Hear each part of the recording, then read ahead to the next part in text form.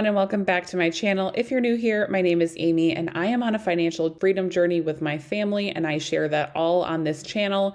If you've watched me in the past, we paid off 6 figures worth of student loan debt and now are focusing on other goals that you can see here. Every single month, I share a recap for the previous month about our financial goals as well as our net worth update, just to keep myself accountable and make sure that we are on the right track financially, and hopefully it helps you guys as well in the process. So let's go ahead and get started and chat about March 2021. So if you watched my February financial goals and net worth update, we did have a pretty significant decrease in our net worth in the month of February because of the stock market, but I'm really excited about this month because we did have an increase, which is really awesome. It's always better to see the money going up than down. So it was really exciting month overall. So let's go ahead and get started and talk about our financial goals for 2022. If you didn't watch my financial goals video for 2022, our main 3 financial goals for this year are to fully fund our emergency fund, to work towards a house fund. So I've gotten a lot of questions about the house fund. Also, I wanted to just touch base on the house fund. Like, what is it for? We currently own a home and we are hoping to move this year. We are hoping to sell our current home and purchase another home in a close by location, a little bit of a better school district. We have like an ideal city, town that we want to live in. So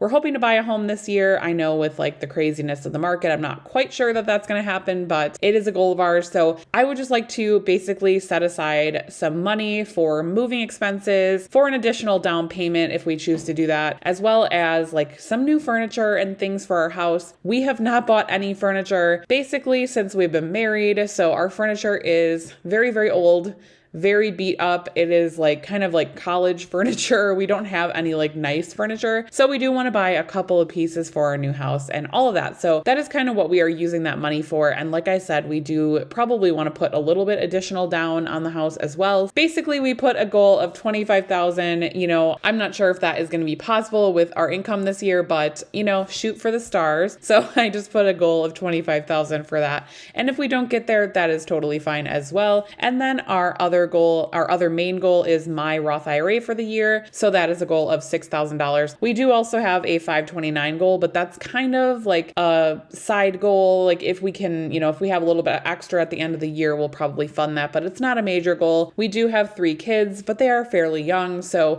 529, not quite a huge priority for us this year, especially with like possibly buying and selling a house. It's kind of on the back burner a little bit. So it is a goal of ours, but it's kind of one of those goals that'll come probably at the end of the year, if at all. Then we did also have a goal of increasing our 401k percentages, and both my husband and I did that in January. So that goal is completed. So let's go ahead and chat about March. So our main focus right now is our emergency fund. So we are able to put $3,270 into our emergency fund in the month of March. Our goal for our emergency fund is $20,000. We started the year at $5,171, and that means left to our goal, we have $4,695 left to go for the month of April. Hopefully, we will be able to finish this goal in April, and that is 68% of the way to our goal for our emergency fund. So once we are done with our emergency fund in April, we will be moving on to these 2 goals.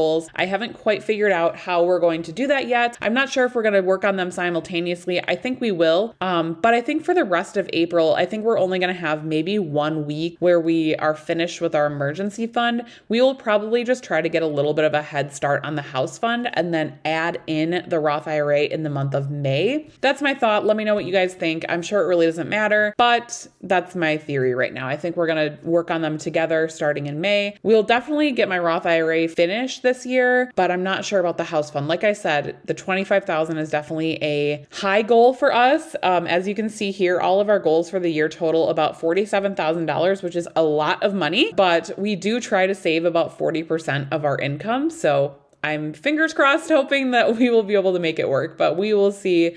And also all of our side hustle income goes towards these goals as well. So that just gives us a little bit of a boost. So Again, we did not do anything for these three categories this month because we are focused on our emergency fund. And like I mentioned, we did both increase our 401ks, so that goal is done. Moving on down to our net worth update for March.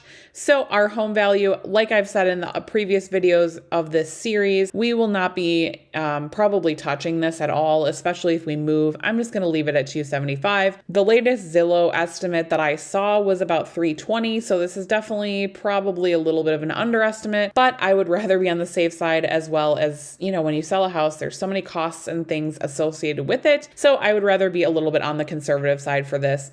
And I'm sure we will do this for our next house as well. I would rather just be conservative with this value because I don't want to overinflate our net worth. Moving down to our HSA. So we have been pulling money out of our HSA. We started January 1st. I think our HSA was over $7,000. So we have drained this quite a bit. If you have been following me for a while, we had a baby in January. So we have been paying those medical bills. They have been rolling in consistently since January with no end in sight, it feels like. So we are currently at $3,350. In my April budget, I did set aside $500 towards our medical bills. We're kind of trying to do a mix of cash flow and also pulling from our HSA because I don't want to drain our HSA completely. So I'm hoping it'll stay around 3,000 and eventually start to build back up again. We do put money into this monthly, but we have been using it for the medical bills. So that's kind of where we're at right now. So $3,000 in our HSA. Moving on down to retirement and savings. So this includes our savings. So it includes our emergency fund. It also includes our sinking funds. And then it includes all of our retirement accounts. So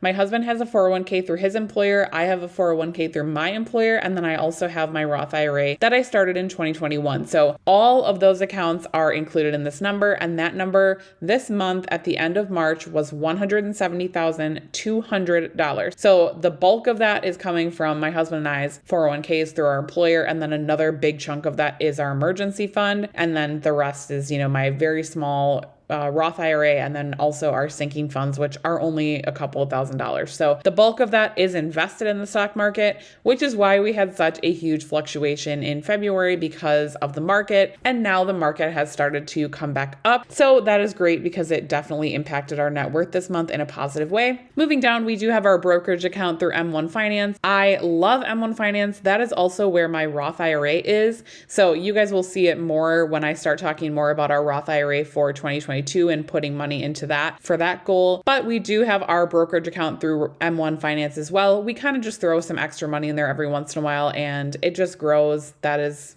not a huge priority for us at this time, but it is just kind of a fun account that I like to play around with. And I wanted to get a feel for the app and I really enjoy it. So if you guys are interested, I believe the current promotion is only $10 for signing up. But if you have not already, it's definitely good to take advantage when they do have a referral going on. So I will put my referral link in the comments down below as well as in my bio. I do also receive $10. So we both receive $10. If you use my link, thank you so much. It definitely helps me out and helps my account grow. Our brokerage account is currently at $1,600, which is awesome. It definitely took a hit in February, so it has kind of bounced back up. And then I did have a few referrals in the month of March as well. So again, thank you for using my link if you did. I think I had 4 referrals in the month of March. So thank you to you who have used it. Next, we're going down to our car value. So this is similar to our home value. I do not really touch this right now. It is kind of just chilling at $17,000. That's definitely an underestimate for our car. The last time I Kelly Blue booked it, it was about like $26,000, which is absolutely nuts because of the car market right now, but we're leaving it at 17. That's definitely a conservative estimate. I posted a net worth post on my Instagram. If you guys have seen it, there was a lot of commotion in my comments on Instagram about whether a car is an asset or not. So in my opinion, and this is just the way that I do it for my family, and if you don't agree, that is absolutely fine. You calculate your net worth however works for you. Again, net worth is very personal, and honestly, it really doesn't matter too much what you include. It is a number that is meaningful to you, but honestly has no other real value in my opinion. It's kind of just a good number to track, but it also isn't super important for it to be like down to the penny, super accurate. So if you want to track it differently, that is absolutely okay. My reasoning behind putting our car in an asset category is because I could go sell my car right now for more than $17,000 and walk away with $17,000. That is because we don't have a coordinating liability here. So I do consider a car an asset. I know a lot of other people also consider cars assets. I also had somebody tell me that my home isn't an asset. I'm not following that at all. I don't really understand that perspective, but I do include my home and my car as assets and with their coordinating liabilities. So especially for a home, obviously we do not own our home outright. We have a liability that is attached to that. So the difference between our home value and our mortgage would be theoretically our net equity in our home. Obviously, if we were to sell it, there's fees associated, which is another reason why I try to do a lowball estimate for that. Hopefully that helps. Let me know in the comments down below though, because now I'm curious. Do you consider a car an asset or not? Let me know. I am really interested to hear about it. That leaves our assets at a total of $467,165 in the month of March. Now moving on down to liabilities. So we only have one liability right now because we are debt free besides our mortgage. So our only liability right now is our mortgage. That is at $207,600. Right now we're paying about $400 a month off on the principal of our home with our mortgage payment. So that's been going down about $400 a month. I am not paying any extra on our home right now because again, we are probably going to be selling it in the next few months, hopefully. So there's really no point in paying any extra on it right now. Eventually, when we do buy our next home, which will hopefully be a more long-term home for us, like 10 plus years at least, I am hoping to tackle the mortgage as a part of our financial goals moving forward. So if we do end up buying a home this year, that might be as early as next year that we start tackling our mortgage more seriously. But for now, we are just paying our mortgage payment. So moving down to our net worth by month. So this is just a tracker that we have to keep track of our net worth and where we are at during certain points of the year. So as you can see, our chart here goes all the way back to January of 2021, which is when we first started really tracking our net worth, and it was about $92,000. So as you can see, it has gone up. Primarily, obviously, when the stock market goes down, we did have a little bit of a drop in February and part of January too.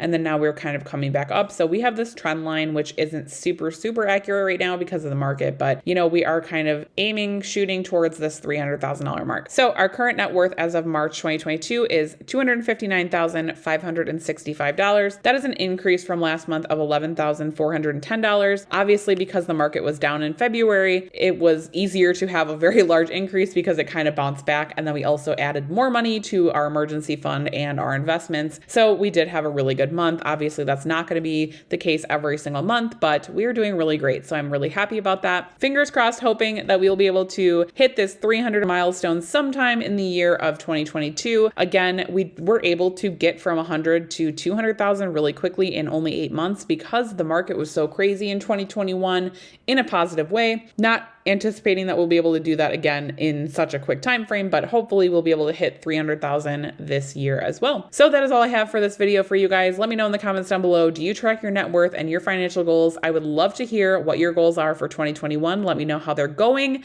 and I will talk to you in my next video. Bye guys.